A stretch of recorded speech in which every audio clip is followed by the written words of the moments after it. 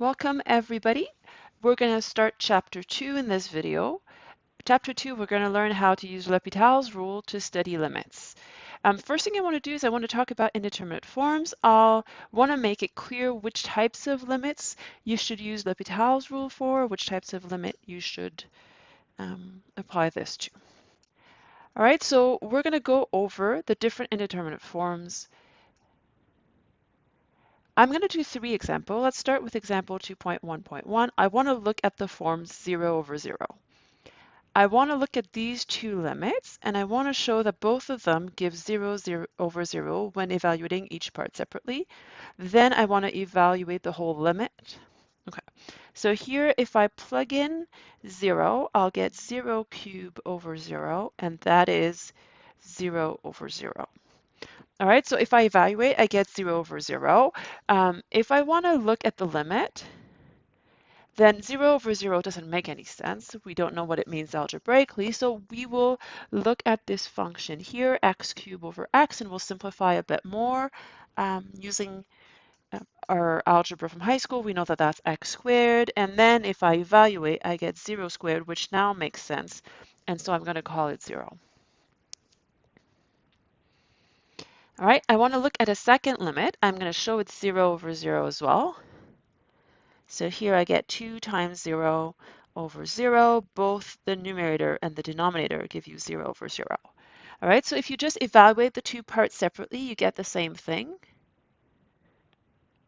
But now if you actually want to get a value for this, you're going to need to do some cancellation. I'm going to get 2. The two x's will cancel. The limit of 2, well, that's just 2 always, so I'm going to get 2. So even though at this point they look exactly the same, in the end, when you finish evaluating, in one case you get 0, in one case you get 2. And so you get 2 different values. All right, so the point of this example is to show you that if you evaluate and you get 0 over 0, it gives you no information about what the final limit will be. And that's why we're going to call this an indeterminate form.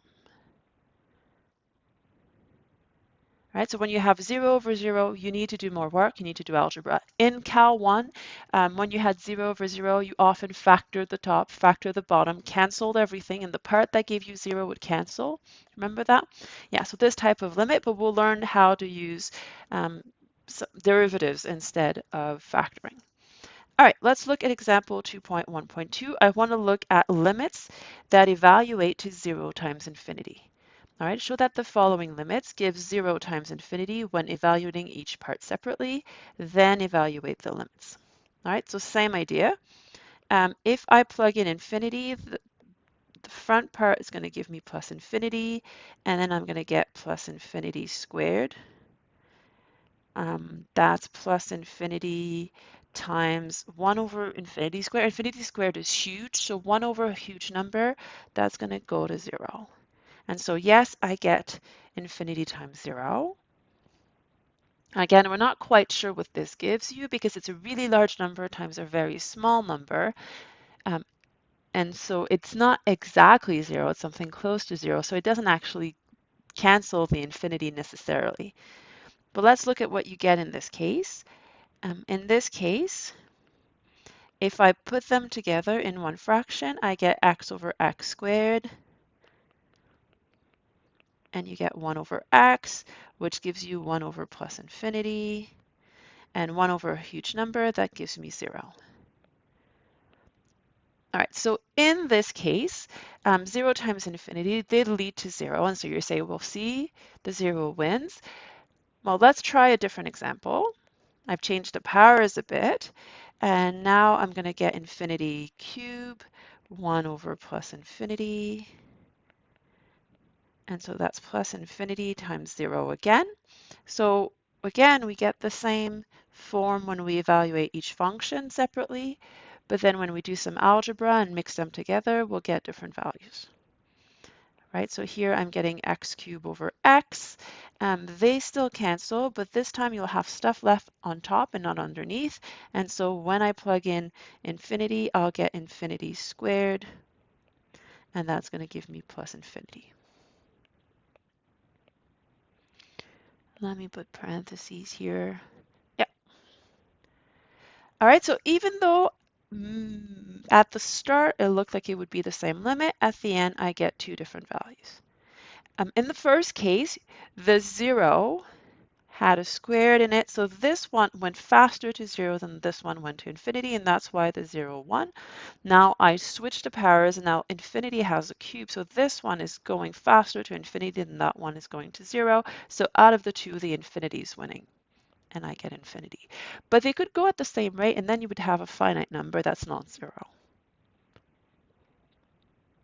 All right, and now let's do one more. This one is a bit cryptic, something like 0 to the 0. You've seen in high school that that doesn't make any sense algebraically. I'll show you why with two different examples. All right, so again, I want to show that each of these limits give 0 to the 0 when evaluating each part separately. Then I'm going to evaluate the limits and show you that they give you different numbers. All right. I have an exponent here. Oh, sorry, I forgot to do the form, so let's do that. If I plug in infinity, I get 1 over 2 to the infinity. 2 to the infinity is a huge number, so I'll get 1 over a huge number, that's 0.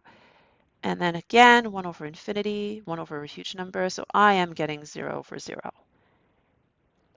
So now I can't make sense of that. And so I need to work on the algebra and simplify this a bit more. So I'm going to take the 1 over x, and I'm allowed to distribute it over a quotient. You're allowed to distribute exponent over a product or a quotient. So here I'll get 1 over x, 2x to the 1 over x. And so I get 1, 2, and then these two multiply, and I'll get to the 1, so x over x. So I'm getting a limit as x goes to positive infinity, 1 to the 1. Those are all 1/2, so I'm going to get 1/2. All right, so this specific 0 over 0 is actually equal to 1/2. Now I just changed the 2 to the 3. Maybe you can see what's going to happen. The fact that I have a 3 means it's going to be a slightly bigger infinity underneath. And so I'm going to get I'm going to go slightly faster to 0, but still it's 0 to the 0. And I'm going to do the same algebra.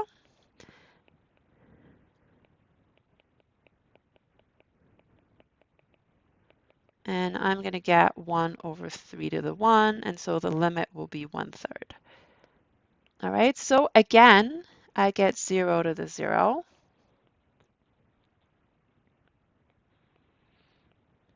But the final answer